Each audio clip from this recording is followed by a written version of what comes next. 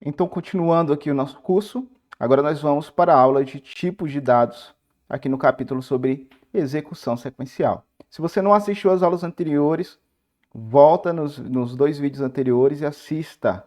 Assista, é importantíssimo. Os vídeos estão sendo curtos, conteúdos bem sucintos. Estou resumindo o máximo o conteúdo dos livros, então vale a pena voltar atrás aí e voltar atrás, né? Pleonasmo. Então vale a pena voltar aí e assistir os vídeos anteriores, beleza? Agora nós vamos ver os tipos de dados. E aí eu vou resumir, deixar bem sucinto aqui o conteúdo em relação aos tipos de dados. Então vamos abrir o terminal mais uma vez, o terminal que está sendo a nossa ferramenta principal até o momento. E aqui no terminal nós vamos ver quais são os nossos tipos de dados. Então vou abrir o meu interpretador Python aqui, beleza? Abrir o interpretador e agora nós vamos explorar um pouco os tipos de dados, tá? Vocês devem ter observado que quando eu declarei na aula anterior a variável aluno, eu usei aspas e coloquei o nome aqui, né? Eu usei aspas e coloquei o nome. Quando eu declarei período underscore corrente, quando eu declarei período corrente, eu não usei aspas para declarar o número, tá? Quando eu declarei média, eu também não usei aspas, eu usei um pontinho, coloquei 99. E quando eu declarei matrícula, variável matrícula, eu coloquei a informação true, também, sem aspas.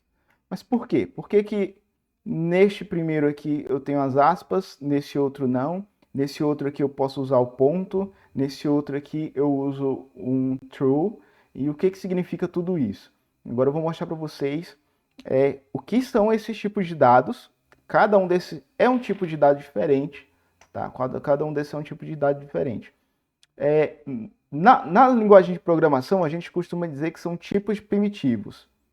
Só que esse termo, na documentação do Python, ele não é utilizado, o termo tipo primitivo. Até porque o Python ele considera que tudo é objeto, tá? É uma linguagem muito boa para trabalhar orientação a objetos, mas não chegou isso não chegou no momento ainda da gente debater, da gente falar. Então, existem alguns tipos de dados. Quais são os tipos de dados? Existe o tipo int, que armazena os valores inteiros. E aí eu vou até colocar aqui um comentário, ó. Existe o tipo, uma hashtag a gente usa para fazer um comentário, tá? Então existe o tipo de dado int, que é o quê? Int é aquele dado que ele armazena valores numéricos inteiros. Tá? Então, ele armazena valores numéricos inteiros. Esses valores inteiros, eles são valores inteiros ou positivos ou negativos, tanto faz. Tá? Como, por exemplo, aqui no nosso período corrente.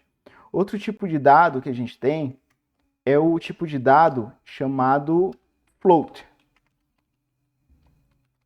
O tipo de dado float, o que, que ele faz? Esse comentário aqui que eu estou fazendo, galera, não vai atrapalhar nada, tá? No nosso código. Ele é um comentário que ele não vai ser interpretado pelo interpretador da linguagem. Então, o que é o tipo de dado float? O tipo de dado float, ele armazena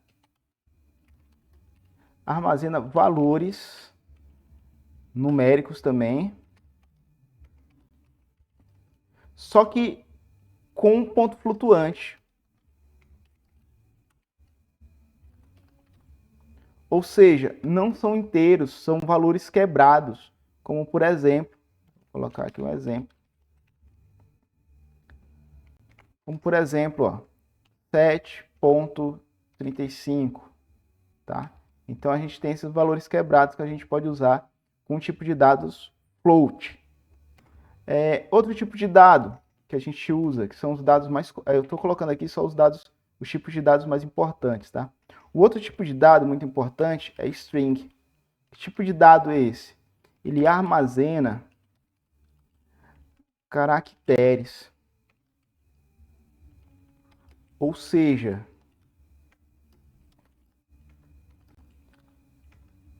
armazena textos, tá? Que é o caso aqui do nosso primeira variável aqui, que é a variável aluno. Uma particularidade das variáveis com tipo de dado string é que elas sempre vão ser armazenadas assim, ó, sempre vão usar as aspas, tá? As aspas são indicações de que esse tipo de variável é do tipo string, tá bom?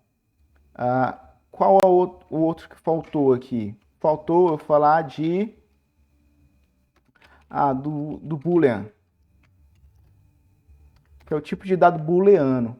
O que o booleano armazena? Ele armazena true, que é a mesma coisa de verdadeiro, ou false, que é a mesma coisa de quê? Falso. Só aceita esses dois dados, ou verdadeiro ou falso. Isso daqui é muito importante para muitas tomadas de decisão, tá? Esse tipo de dados. Muito importante mesmo para muitos tipos de tomada de decisão. Outro tipo de dado também que eu não mostrei, mas que é importante saber, é o dado list. Em outras linguagens, a gente costuma usar arrays. No Python não existe arrays, existem listas. Tá? Então, o que essas listas são? As listas, ela armazena diversos conteúdos numa mesma variável.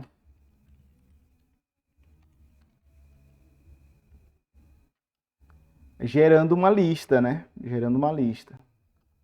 Exemplo, vou dar um exemplo agora de uma lista. Vou declarar uma variável chamada lista e vou usar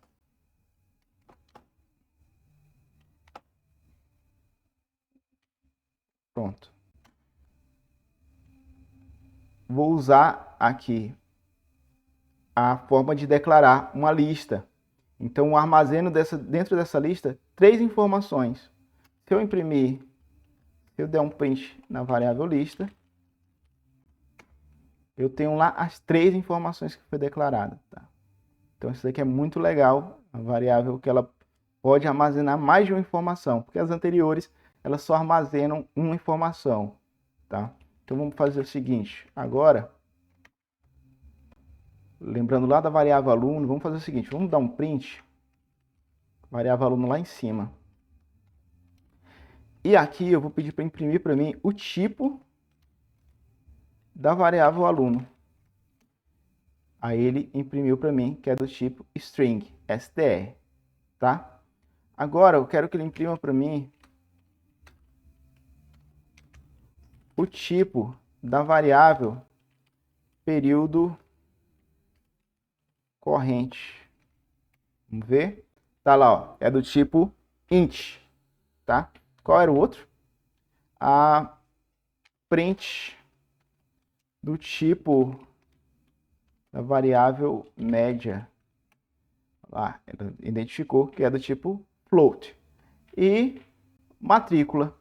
Então vamos ver, print do tipo a variável matrícula. Conseguiu lá a informação de que é uma variável do tipo bool.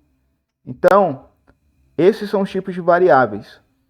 Coloque isso na sua cachola, coloque isso na sua mente, que isso daqui vai ser muito útil daqui para frente, quando você começar a fazer suas lógicas, tomadas de decisões e armazenamento de determinados tipos de arquivo.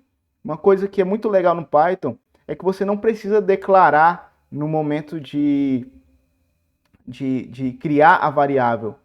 Você não precisa ficar declarando se vai ser int, se vai ser string, mas obrigatoriamente é óbvio que você tem que obedecer às regras da sintaxe, como foi ali na variável aluno, né, que eu tive que usar as aspas para armazenar a informação. Tá bom? Então é isso. Vamos para a próxima aula.